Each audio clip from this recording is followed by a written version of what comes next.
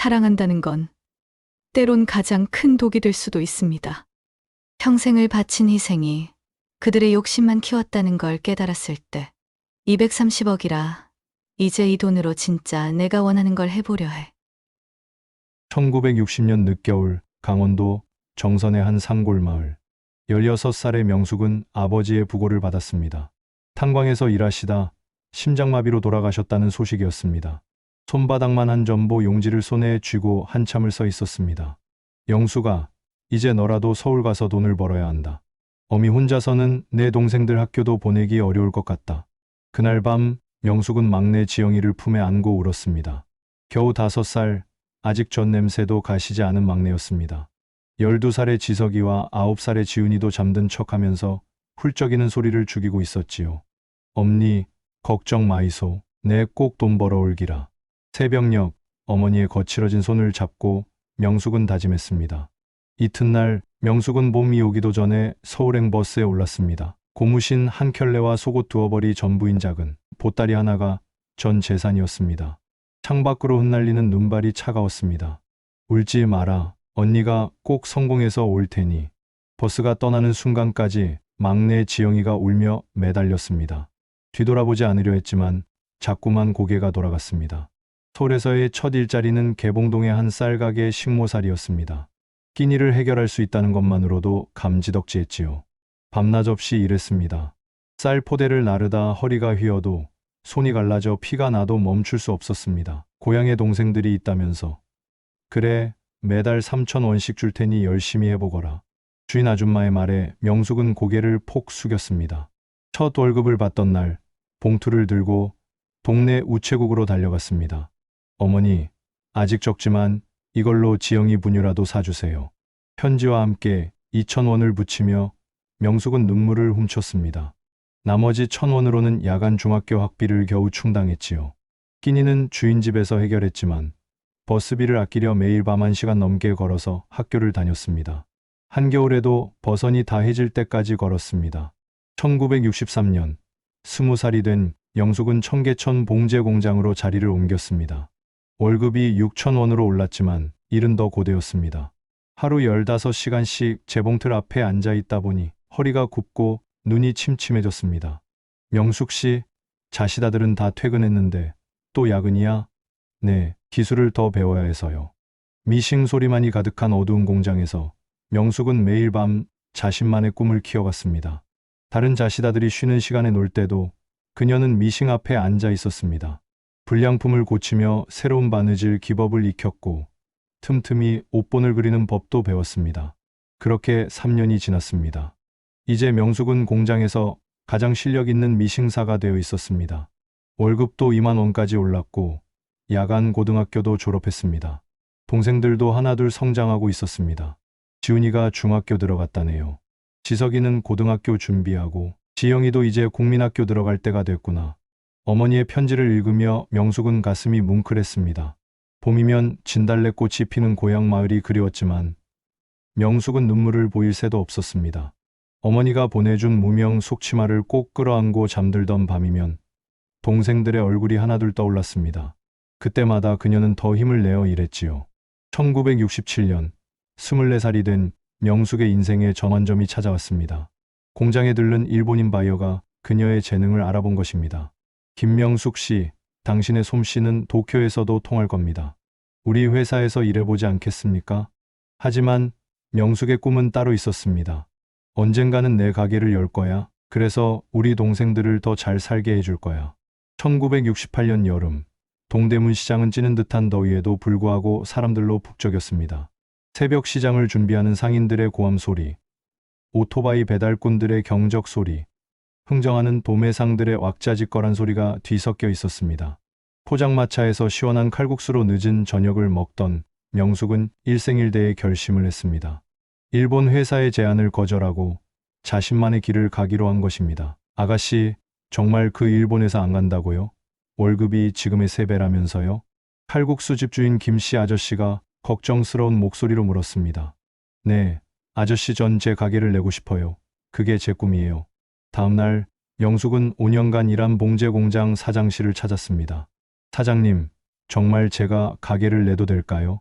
명수가, 너는 할 수 있어. 내가 보증을 서줄게. 내가 우리 공장 최고의 미싱사였잖아.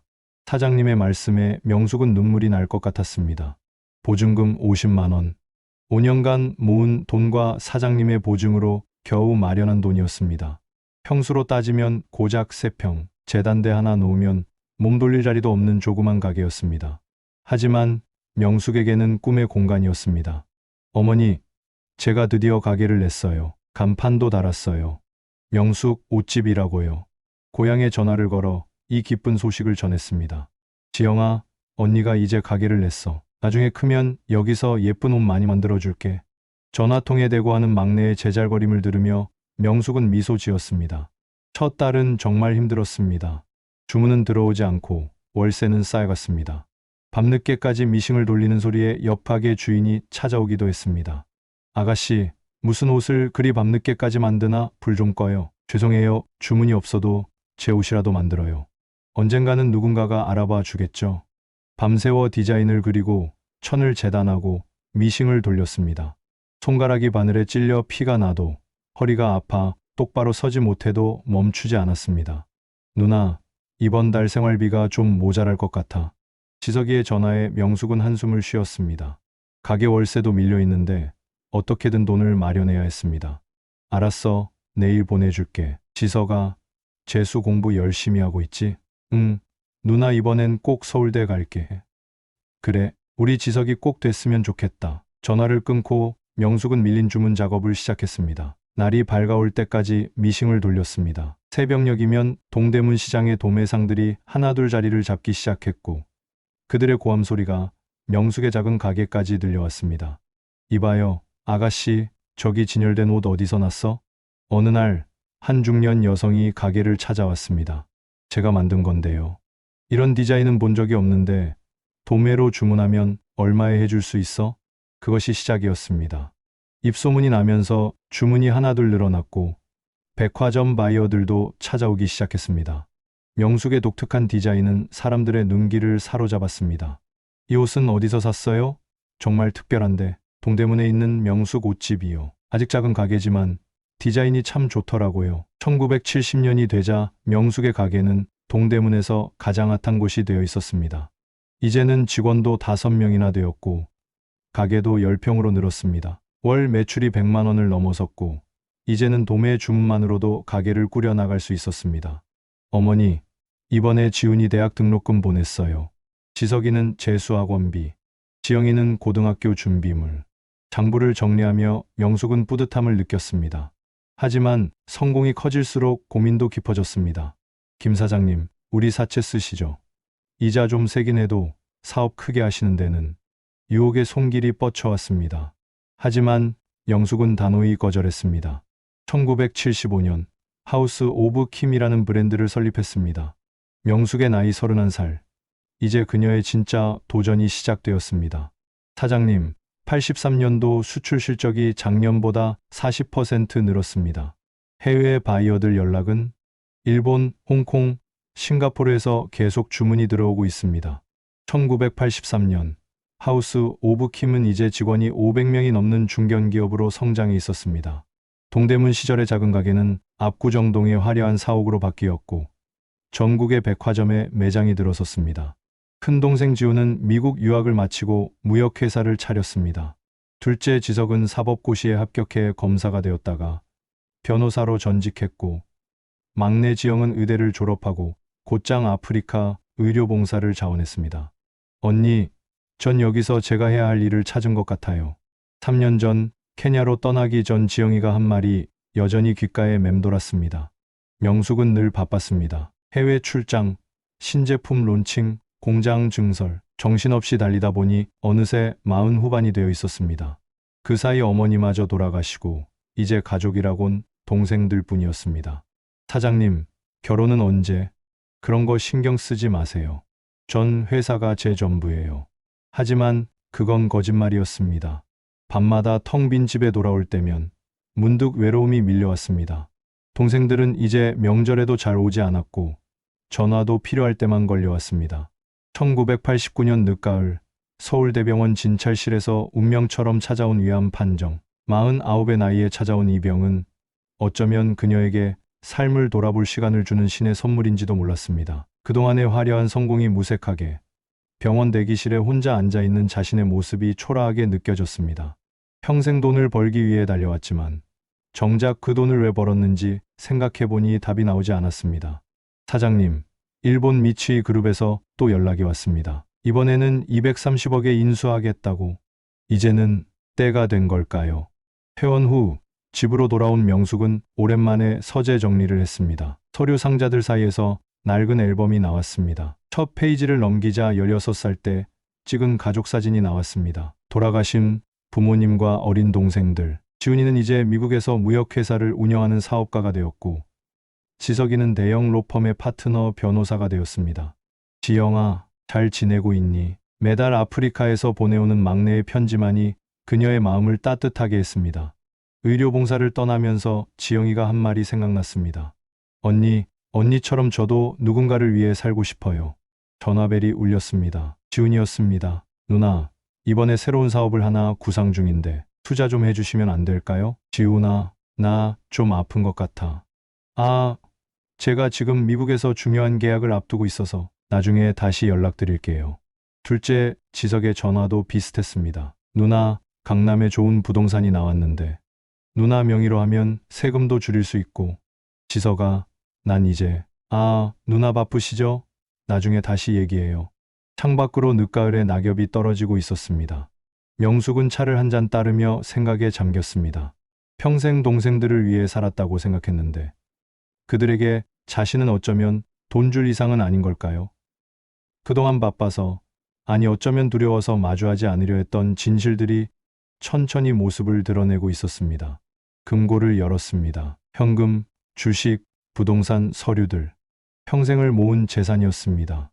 그리고 그 옆에는 3개의 파일이 가지런히 놓여 있었습니다. 동생들의 이름이 각각 적힌 파일. 그동안 그들이 저지른 모든 일들의 기록이었습니다. 이제는 진짜 모습을 봐야 할 때인가 보다. 명숙은 비서를 불러 지시했습니다. 회사가 어려워졌다는 소문을 살짝 내봐요. 그리고 동생들에게 연락해주세요. 중요한 가족회의가 있다고. 1989년 12월, 서울은 유난히 일찍 찾아온 폭설로 하얗게 물들어 있었습니다. 명숙은 자신의 집무실에서 창밖을 바라보며 마지막 준비를 하고 있었습니다. 사장님, 미츠이 그룹과의 계약은 모두 끝났습니다. 230억 전액이 입금되었고요. 비밀 유지 계약은? 네, 아무도 모르게 처리했습니다. 며칠 전부터 동대문 시장에는 소문이 파다했습니다. 하우스 오브 키미 부도 위기라는 것, 자금 사정이 어렵다는 것, 의도적으로 흘린 소문들이 시장을 떠돌고 있었습니다. 누나, 이게 정말이에요. 회사가 어렵다다는 게? 지훈이 미국에서 급하게 전화를 해왔습니다. 그래, 좀 어려워졌어. 제 주식은 어떻게 되는 거예요? 동생의 첫 마디에 명숙은 쓴웃음을 지었습니다. 지석도 곧바로 전화를 걸어왔습니다. 누나, 제가 아는 부도 전문 변호사가 있는데. 고마워. 근데 지석아, 내 앞으로 된 누나 명의의 부동산은 어떻게 할 거니? 전화 속 지석의 목소리가 흔들렸습니다. 마지막으로 지영에게서 국제전화가 걸려왔습니다. 언니, 제가 당장 들어갈게요. 여기 병원은 다른 봉사자한테 부탁하고. 지영아, 언니, 제가 모은 돈이 좀 있어요. 많진 않지만. 수화기 너머로 들려오는 막내의 울먹이는 목소리에 명숙의 눈시울이 붉어졌습니다. 일주일 후 서울 강남의 한 호텔 회의실. 3명의 동생들이 모였습니다. 지영이는 방금 비행기에서 내린 듯 피곤한 얼굴이었고, 지훈과 지석은 어딘지 모르게 조급해 보였습니다. 누나, 도대체 무슨 일이에요? 지훈이 침묵을 깼습니다. 그래, 이제 다 털어놓을 때가 된 것 같구나. 명숙은 천천히 서류 가방을 열었습니다. 우선 내가 위암 판정을 받았다는 걸 알려야겠네. 네?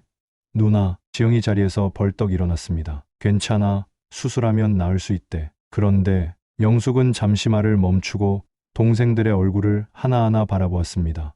그동안 너희들이 누나를 어떻게 생각했는지 알고 싶었어. 그래서 일부러 회사가 어렵다는 소문을 냈던 거야. 명숙은 3개의 파일을 꺼냈습니다. 이건 지훈이 내가 미국에서 도박으로 날린 돈의 기록이야. 200만 달러. 내가 모르는 줄 알았니? 지훈의 얼굴이 창백해졌습니다. 지석아, 이건 내가 내 명의로 산 부동산들. 전부 가압류 걸려 있더구나. 내 도박 빚 때문에. 지석은 고개를 푹 숙였습니다. 그리고 이건 지영이가 아프리카에서 보낸 편지들, 직접 쓴 일기. 명숙은 마지막 파일을 조용히 펼쳤습니다. 봉사활동하면서 받은 작은 급여로 약품을 사고, 밤에는 추가로 일해서 고아원에 기부하고, 이게 내 막내였구나. 회의실이 무거운 침묵에 빠졌습니다. 창밖에서는 눈이 더욱 거세게 내리고 있었습니다. 사실 회사는 어렵지 않아. 오히려 230억에 미치 그룹에 팔았지. 뭐라고요? 지훈이 벌떡 일어났습니다. 앉아. 아직 할 말이 남았어. 나는 지금까지 돈을 벌기 위해 살았다고 생각했어. 너희들 뒷바라지 하려고. 너희들 성공시키려고.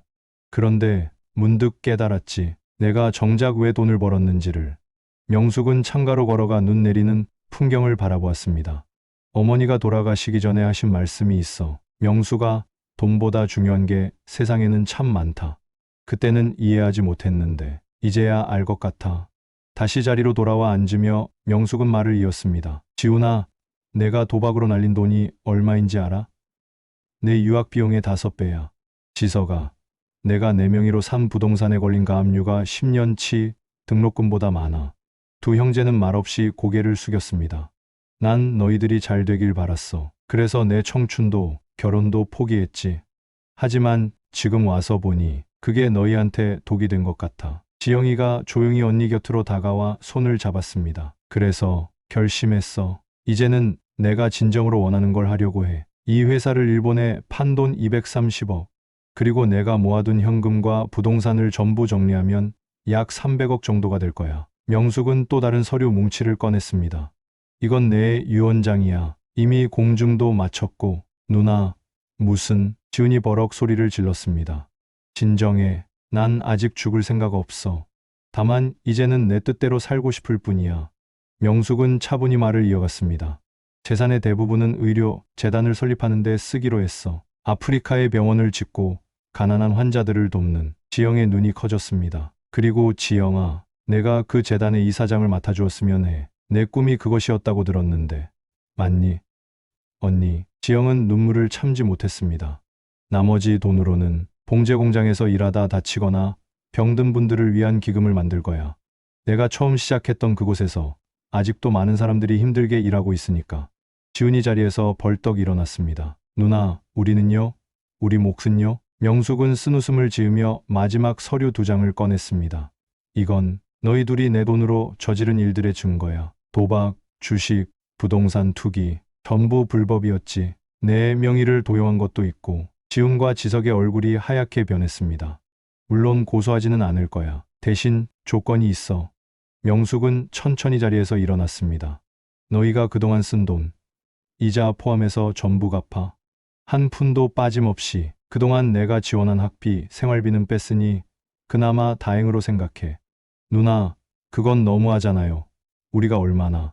지훈의 말을 명숙이 차갑게 끊었습니다. 얼마나 날 사랑했다고? 내가 아플 때 한 번이라도 찾아온 적 있어? 내가 외로울 때 한 번이라도 전화한 적 있어? 돈 필요할 때만 찾아오면서. 갑자기 지영이 일어나 오빠들 앞에 섰습니다. 언니 말씀이 맞아요. 우리가, 아니, 오빠들이 잘못했어요. 그동안 언니를 돈줄로만 생각한 게. 침묵이 무겁게 내려앉았습니다. 창밖의 눈은 더욱 거세게 내리고 있었습니다. 내가 마지막으로 할 말이 있어. 명숙은 조용히 입을 열었습니다. 난 평생 후회 없이 살았다고 생각했어. 부모님이 돌아가시고 나는 너희를 키우는 게 내 사명이라 믿었으니까. 하지만 이제야 깨달았어. 내가 너희에게 진정으로 필요한 건 돈이 아니었다는 걸. 지훈이 벌떡 일어났습니다. 누나, 우리가 잘못했어요. 이제부터라도. 앉아. 명숙의 차가운 목소리에 지훈은 말을 멈췄습니다. 이제 와서 그런 말은 의미 없어. 난 이미 결정했고 법적 절차도 모두 마쳤으니까. 너희 둘이 진 빚은 3년 안에 갚아. 그게 싫다면 법적 절차를 밟을 수밖에 없지. 지영이가 조심스레 물었습니다. 언니, 수술은 언제? 다음 주야. 지영아, 내가 나중에 재단 운영하면서 힘들 때 내가 옆에서 도와줄 수 있었으면 좋겠다. 언니. 그리고 지영아. 명숙은 가방에서 마지막 봉투를 꺼냈습니다. 이건 내 몫이야. 30억. 내가 아프리카에서 하고 싶었던 일을 하는 데 써. 재단과는 별개로. 지영이 고개를 저었습니다. 싫어요, 언니. 저는 그동안 받은 게 너무 많아요. 이제는 제가 받아. 내가 거절하면 내가 서운할 것 같아. 명숙은 처음으로 부드러운 미소를 지었습니다. 평생 동생들을 위해 살았다고 생각했는데 결국 내가 가장 잘못한 거였어. 돈으로 사랑을 대신하려 했으니까. 지훈과 지석은 말없이 고개를 숙인 채 눈물을 흘리고 있었습니다. 자, 이제 다 끝났어. 지영아, 넌 나랑 같이 병원에 가자. 수술 준비도 해야 하고. 네, 언니. 지훈아, 지석아, 이제 가봐. 앞으로는 연락하지 마. 너희가 빚을 다 갚기 전까지는. 창밖에 눈은 여전히 내리고 있었습니다. 하지만 이상하게도 명숙의 마음은 이제 평온했습니다. 1990년 봄, 서울대병원에서의 성공적인 수술 후 명숙은 놀라운 회복력을 보였습니다. 그리고 2달 후, 케냐 나이로비 공항에 그녀가 내렸습니다. 언니, 저기에요. 우리 병원이. 지영이 들뜬 목소리로 외쳤습니다. 붉은 황토 도로 끝에 하얀 건물이 보였습니다. 김명숙 의료재단이라는 한글 간판이 선명했습니다. 건물 한쪽에는 작은 봉제교실도 마련되어 있었습니다. 생각보다 좋네. 그렇죠? 언니가 보내주신 도면대로 꼭 맞췄어요. 병원 앞마당에는 아이들이 뛰어놀고 있었습니다. 까만 피부의 아이들이 해맑게 웃으며 달려왔습니다. 이제 이게 우리 새로운 가족이구나. 명숙의 눈시울이 붉어졌습니다. 1년 후 재단 사무실로 한 통의 편지가 도착했습니다. 지훈과 지석이 보낸 것이었습니다. 빚을 모두 갚았다는 내용이었습니다. 명숙은 그 편지를 읽고 조용히 불태워버렸습니다. 이제 정말 끝났네요. 지영이 언니의 어깨를 감쌌습니다. 아니, 이제 시작이지. 명숙은 봉제교실을 바라보며 미소 지었습니다. 그곳에서는 젊은 엄마들이 재봉틀 소리를 울리고 있었습니다. 인생이란 게 참 묘하지? 내가 평생 쫓아다녔던 게 결국은 이런 거였나 봐. 누군가에게 희망이 되어주는 일. 저녁 노을이 병원 마당을 붉게 물들였습니다. 아이들은 여전히 뛰어놀고 있었고 병원에서는 생명을 살리는 일이 계속되고 있었습니다. 마당 한켠에 심은 작은 나무가 바람에 흔들렸습니다. 어머니가 좋아하셨던 무궁화였습니다. 이제 이곳이 진정한 그녀의 집이 되어 있었습니다.